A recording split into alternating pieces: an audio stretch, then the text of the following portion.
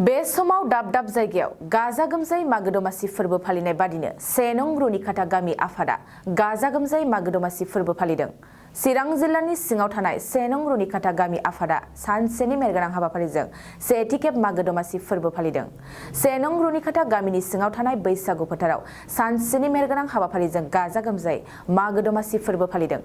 गाजा गोमजायै फोरबो फालिनायजोंनो लोगोसे बेलागुर सावनाय आरो बर' माहारिनि दोरोङारि जामुं दिन्थिफुंनाय हाबाफारिबो लानाय जायो। दिनै सानसेनि मेलगोनां हाबाफारिजों गाजा गोमजायै दमासि फोरबो फालिगोनखौ मिथिहोदों। रुनिकाटा गामिया दिनैहाय नैबे माग दाननि पहेला 1 थारिखआव दिनै दमासि बोथोर आरो बेजों लोगोसे गासिबो हाबाफारि मावनायनि खेथ्रआव दिनैनि समाव दिनै सानजाया जाहैबाय राजा जाहैबाय, ओमफ्राय ओरैहाय जाहैबाय रानि जाहैबाय। बे रानिया मा हाबाफारि मावो? राजाया जाहैबाय गोदो गोदाय आबै आबौनिफ्राय बोसोनना फैनायनिफ्राय जाहाथे गामिफ्राव निदान खैफोद जानायफोरखौ होबथा हुबथ' खालामनो थाखाय बिसोरो हमथानो थाखाय भगबाना दैथायहरदों। बेनिखायनो गन गंथाम होनानै जोङो बेलागुरखौ दिनै सावनाय जादों। आरो बेनिफ्राय रानिखौबो बिदिनो उन्दै गाहायाव रानिया जाहैबाय नै गामिफ्राव जाहाथे खैफोद आफोद दाजाथों, जेबो बारहावा दाजाथों होननानै बेखौ फोरमायनाय जादों। आरो बेनिफ्राय लावखार गसाय जाहैबाय मोना गुनला हरला गुनला जाहाथे सोरबा दाउ फिगोन अमा फिगोन बिनि थाखायनो जानाय लोंनायफोरखौ जाहाथे जेबो खहा नस्थ' दाखालामथों होननानै दिनै लावखारफ्रा बे लावखारफ्रा बेनिफ्राय बेलागुर खुंखांनानै बेलागुर सावखांनायनि उनावहाय बिसोरो लावखारफ्रा जाहाथे बे लावखार मोसौ गुमग्राफ्रा गुबुनाव पिकनिक जाहैयो आरो बिनिनो बिथांमोननिफ्राय जोंथ' मुनुसमाया जाहैबाय। बेनिखायनो जाहाथे अरायसम गोदो गोदायनिफ्रायनो दिनै बे गोदोनि जुगाव दिरुं फाखायग्रा दङमोन, आवदुं होनना बुङो बेखौ। दिरुं फाखायग्रा आवदुं आरो सोरखि बायदि फिदिंग्रा आवदुं होनना बुङो। आरो बेनिफ्राय आवदुंनिफ्राय बेराफारसे ओरैहाय दाङा नाथा दङ, बेजों लोगोसे मोनसे सोमोन्दो दङ। बेजों गासिबो बिदिनो सम्पर्क दंजोबो। बेनिखायनो आङो दिनै नोंसिनि सायाव आङो बुंहरनाय थाबाय। जोंनि 1 नं रुनिकाटा गामि बे दिनै साननैनि हाबाफारि लानानै जोङो बेलागुर सावदों।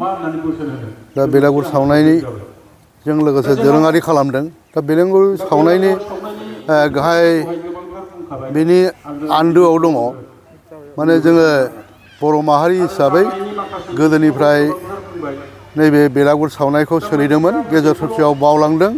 दा बेजों जोंहा बेलागुरखौ जोंनि बे गामियाव मोनथाम खालामनाय जादों।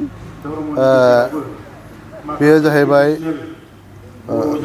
मोननैया जाहैबाय ओरैनो राजा रानि एबा सान मोदाय राजा रानि एबा 5 राजा होननानै बुंदों। आरो मोनसेया जाहैबाय गरखाय गसाय, बेखौ होननाय जादों।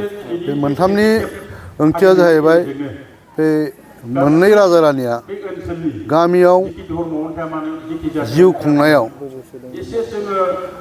माने निदान आफोद दाजाथों, गामिया बेमार आजार दाजाथों आरो बायदिसिना जेंनायाव दा गोलैथों।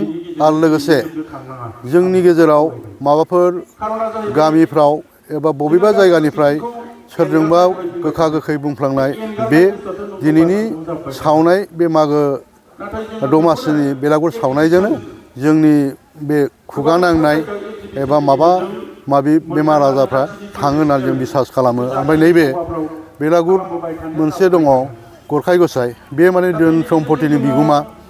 बे जाहैबाय गोदोनिफ्राय मोसौ मैसो दाउ अमा बेखौ लानानै बर' रायजो राजाफ्रा रायजो जाबोदों। बेखौ जोंहा बेमार आजारनिफ्राय बासायनो थाखाय, रैखा मोननो थाखाय मोनसे मोदाय आसनखौ गोदोनिफ्राय फुजिबोदों। दा बे जाहैबाय गरखाय गसाय एबा लावखार गथाय। बेजों माने बेलागुरखौ सावनानै जोंनि धोन सम्पतिफ्रा जाहाथे मोजाङै थाथों, बेनि थाखाय जों फुलियो। बे फोरबोआ धोरोमजों थोंजोंनो मोनसे सोमोन्दो दं नामा? नंनायाथ' धोरोमजों थोंजों सोमोन्दो दङ। माने गोदोथ' बर' माहारिनि गेजेराव मोनसेल' धोरोम दंमोन, गुबुन धोरोम गैयामोन, बाथौखौनो होननाय। बे बाथौनिफ्रायनो जोंनि परम्परा सोलिबोनाय गासिबो दोरोङारि धोरोम हिसाबै दोरोङारि रंजाथाइ हिसाबै गासिबो फोरबोआ गोलैजोबो दा बे हिसाबै बेखौ धोरोमजों लोब्बा दं होननानै जों बुंनो हायो। सिगां बोसोरावबो खुंबोदोंमोन ना देग्लायसो सिगां बोसोराव जों खुङाखै माने बे सेथि माने खुंगा लादों माने गोजां आगोलाव माने न' बिदिनो फिथा सौराय जानानै माने देमसि मोसानानै बा बायदिसिना रंजा बाजा गामियाव जों हाबनानै बेबायदि खालामोमोन बे दमासिखौ खिन्थु नैबे बाराव जोङो फोथाराव लानानै माने सिस्टेमनि गेजेरजों गेवलां मेल लालायनायनि गेजेरजों रायजो राजा बयबो गथ' गथाय फरायसा फरायसुलि बयखौबो लानानै जों खुंनाय हाबाफारि लादों।